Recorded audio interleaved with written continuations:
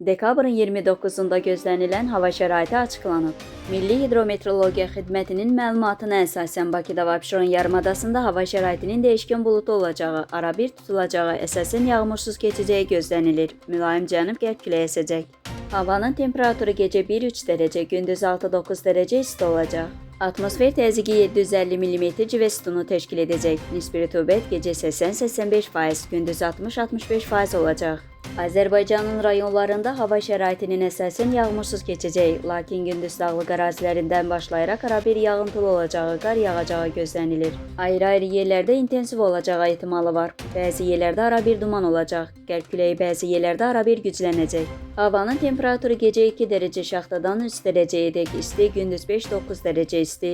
Dağlarda gecə 5-10 dərəcə şaxta, yüksək dağlıq ərazilərdə 10-15 dərəcə şaxta, gündüz 1-6 dərəcə şaxta olacaq. Gecə və səhər bəzi dağlıq ərazilərdə yolların buz bağlaması ehtimalı var.